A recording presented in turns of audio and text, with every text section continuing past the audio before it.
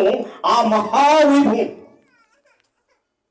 మహావైభవం వేదన పడిపోవటానికి ఒక ప్రధానమైనటువంటి కారణం ఆ వైభవం, ఆ పరలోకపు ఆ స్థితిని చూస్తూ ఎంత గొప్ప వైభవాన్ని నేను పోగొట్టుకున్నానే, భూలోకంలో ఇదే వైభవం అనుకున్నానే, అక్కడ అదే స్వాస్థ్యం అనుకున్నానే, అదే స్థిరం అనుకున్నానే, ఎంత పొరబడి తిని, ఎంత భ్రమపడి తినని ఇప్పుడు ఆ పరలోకపు వైభవాన్ని చూస్తూ తన జీవితంలో ఎక్కువ యాతన అనుభవిస్తున్నాడు.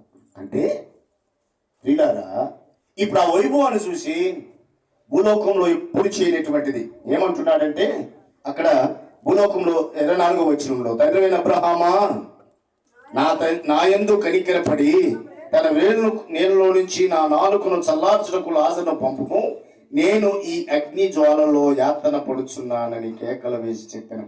ఇందాక సార్ గారు చెప్పారు, సుధాకర్ సార్, నామకార్థ క్రైస్తవం. ఇతడు నామకార్థ క్రైస్తవుడే. ఎలా చెప్పగలం? అవసరాన్ని పెట్టా ఎలా చెప్పగలం? ఎవరిని పెడితే వాళ్ళని నాన్న అని పిలుస్తావా? ఎవరిని పెడితే వాళ్ళని తండ్రిని పిలుస్తావా? మన తండ్రినే మనం పిలుస్తాం నాన్న తండ్రిని. ఈయనేమంటున్నాడు? తండ్రివైనా అబ్రహామా, తండ్రివైనా అబ్రహామా, నేను నీ వంశంలో పుట్టినోడినే, నీ సంతతిలో నుంచి వచ్చినోడినే. ఏం చేస్తున్నాడు తెలుసు? ఇక్కడ భూలోకంలో బ్రతికున్నప్పుడు ప్రార్థన అని తెలియనటువంటి వాడు ఇప్పుడు ప్రార్థన చేస్తున్నాడు. ఎక్కడ చేస్తున్నాడు? నరకంలో ఈ యాతన పడుతున్నటువంటి స్థలంలో ప్రార్థన చేస్తున్నాడు. ప్రతిఫలం ఉంటుందా? ఉండదు. బ్రతికి ఉండగా చెయ్యాలి. వైభవాన్ని చూచి, ఆ పరలోకపు వైభవాన్ని చూసి దాన్ని ఎలా అయినా పొందుకోవాలని ఆశతోటి యాతంలో కూడా బాధంలో కూడా తండ్రివైన అబ్రహామా, ఇక్కడ ఉన్నప్పుడు ప్రార్థన చెయ్యండి చెయ్యండి చెయ్యండి చెయ్యండి అంటే. కాబట్టి శ్యామ్ సుందర్ మాస్టర్ గారి యొక్క ఈ జ్ఞాపకార్థ స్థుతి కూటమికి వచ్చిన మనందరి జీవితంలో భూలోకంలో మన ప్రధాన ఉద్దేశం అంటే ప్రార్థన పరులుగా. అక్కడ పోయి ప్రార్థన ఆలకించబడుతుంది, వినబడుతుంది. ఎవరికి? అబ్రహాముకి వినబడుతుంది.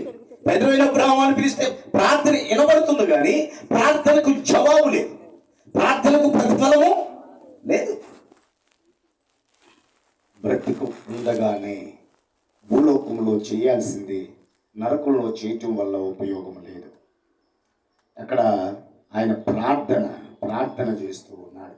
భూలోకంలో బ్రతికి ఉండగానే మన వేదన, బాధ, కష్టము, నష్టము అన్నిటిలో నుండి మనలను బయటికి తీసుకొని వచ్చేది ఏమిటంటే ప్రార్థన.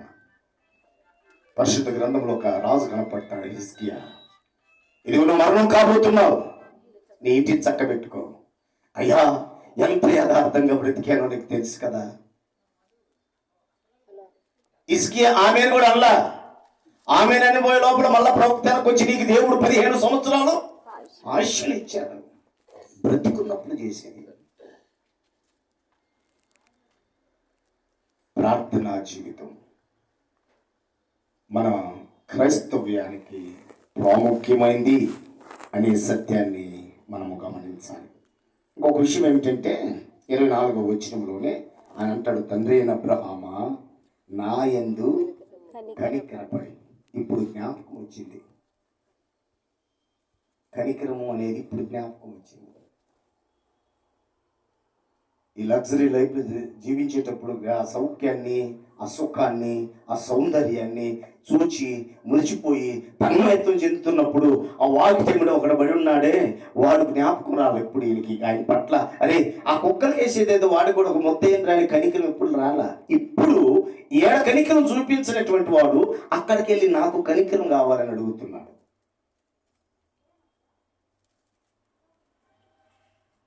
ఆలోచించండి. కాబట్టి క్రైస్తవ్యం కనికరింపబడేటువంటిది. కొన్నిసార్లు మనం అడగకుండానే ప్రభు మనల్ని కనికరిస్తారు తెలుసా. మనం అడగవలేదు. నాయనని విధవరాలకు ఒక్కగానొక బిడ్డ చనిపోయాడు, పాడి మోసుకొని వెళ్తూ ఉంటే ఏడుస్తూ ఉంది. ఆ కన్నీరుతో కరిగిపోయిన కరుణామయుడు ఆమె దగ్గరికి పోయి, అమ్మ ఏడవకు, ఆమె మీద కనికరపడి, కరుణామయుడు ఆ కన్నీరికి కరిగిపోయినటువంటి, కదిలిపోయినటువంటి, చెలించిపోయినటువంటి ఆ రక్షకుడు ఆమె దగ్గరికి వెళ్ళి, అమ్మ ఏడవకు, కనికరపడి. అది దేవుని యొక్క కనికరం.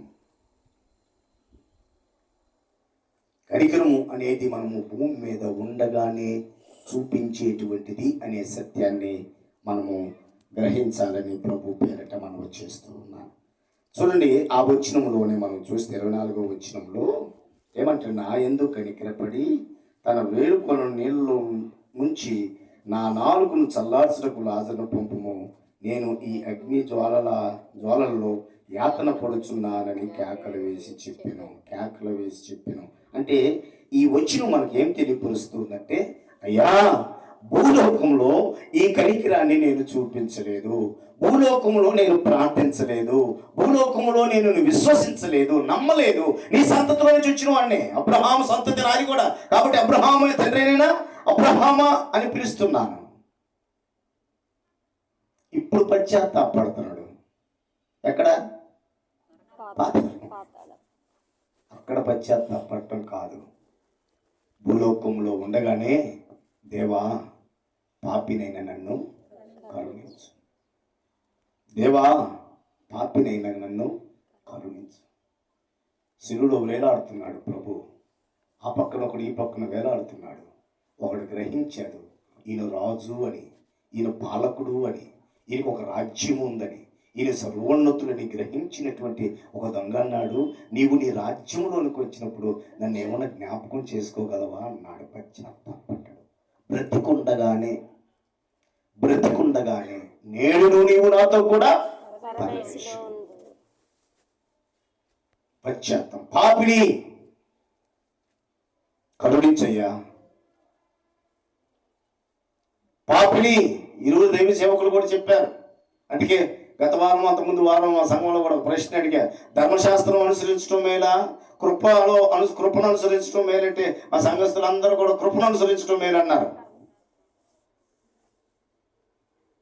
ధర్మశాస్త్రం మేలా, కృప మేలా?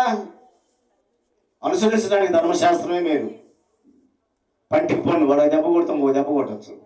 కృపాకాలంలోకి వస్తే చెంప మీద కొడుతుంటే చెంప కొడు చూపించాలి.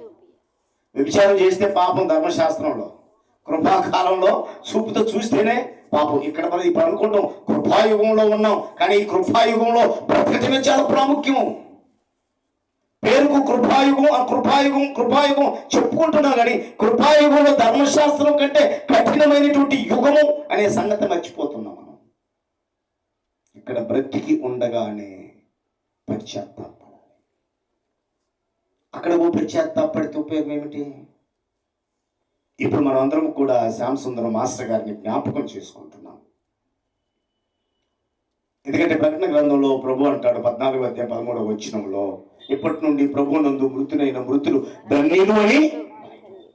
ఆయన యందు మృతి నొందితే అది ధన్యకరం. ఎందుకంటే ఆయన స్వారూప్యంలోనికి మార్చబడతాం, ఆయన స్వాస్థ్యంలో పాలుభాగస్తున్నాం, ఆయన సహవాసంలో ఉంటాం. ప్రభువునందు మృతి నొందితే అంటే ఇప్పుడు శ్యామ్ సుందర్ మాస్టర్ గారు ఆ సర్వలోకులు నడిచేటువంటి మార్గంలో నడిచాడు. రేపు నేను, తర్వాత ఇంకెవరో తప్పనిసరిగా ఆ మార్గంలో నడవాల్సిందే. ఇప్పుడే నేను జ్ఞాపకం చేసుకోవాలి నా సహోదరుని. ఇప్పుడు చనిపోయిన తర్వాత ఆయన యాత్ర పడుతూ ఇప్పుడు జ్ఞాపకం వచ్చారు. ఇప్పుడు ఆడ జ్ఞాపకార్థ కూటం చేస్తున్నాడు ఈయన. ఎక్కడ? నరకంలో జ్ఞాపకార్థ కూటం. అయ్యా, భూమి మీద నాకు 5 సహోదరులు. ఇక్కడ బ్రతికున్నప్పుడే శ్యామ్ సుందర్ మాస్టర్ గారు మరణం నొందారు, ఆయన ప్రభు దగ్గరికి చేరారు. ఆ మార్గంలో నడవాల్సినటువంటి పరిస్థితి నాకు నీకు తప్పనిసరిగా ఉంది. కాబట్టి ఇప్పుడే ఏడుండగానే మన కుమారుడు రక్షింపబడ్డా, కుమార్తె రక్షింపబడదా, మన సహోదరులు రక్షింపబడ్డారా, రక్షింపబడలేదా? తన తోటి సహోదరులు అయ్యగారిని, సుధాకర్ గారి సార్ని ఆయన ఎంతో ప్రోత్సహించాడు. నేనంటాను, సుధాకర్ సార్ ఒక్కడే కాదు మార్పు పొందింది. సుధాకర్ గారి సార్కి ఇచ్చిన మేడం